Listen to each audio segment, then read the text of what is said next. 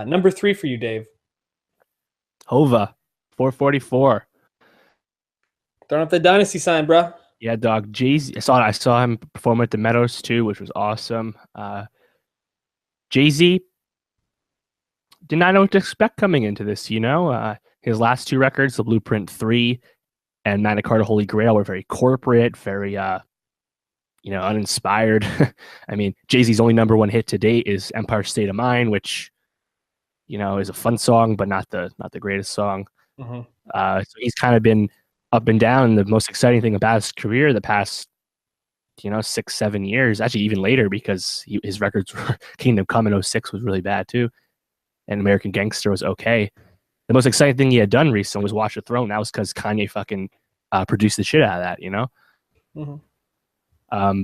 So coming into this, an old Jay-Z, he just turned, I believe, 48. He was 47 when the record came out this summer.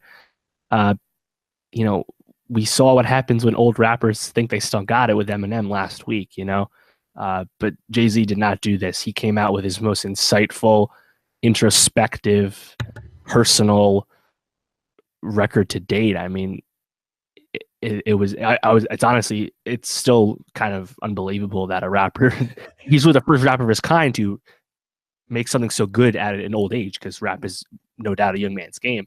And I mean, the story of OJ, that's a song that got a Song of the Year nomination from the Grammys. Yep. And I mean, OJ say, "I'm not black, I'm OJ." Long pause. Okay.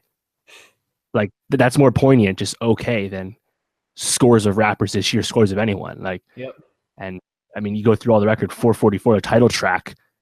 It's like, oh, did Jay-Z really cheat? It was just a stunt for Lemonade last year, right? And Jay-Z's like, nah, bro, I cheated. Like, he just fucking spells it out.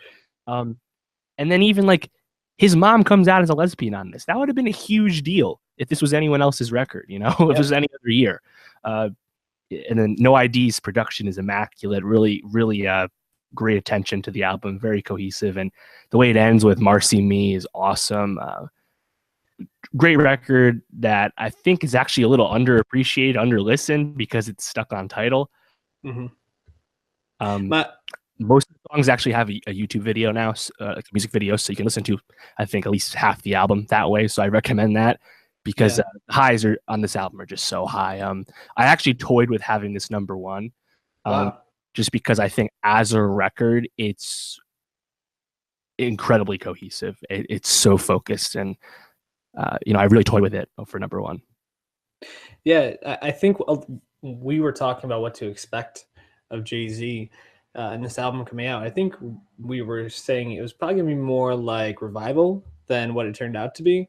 Yeah. So it's definitely exciting, and it actually makes me feel optimistic for rappers as they get older. So I think up until this point, most people kind of say, well, when you reach a certain age, you still don't have anything to say anymore, and your career basically fades away. But Jay-Z seems to be paving a different path, which makes me excited, because I don't want to see someone like Kanye West or Jay-Z fade off into the distance. I want to enjoy more of their songs. So hopefully they're able to do this successfully.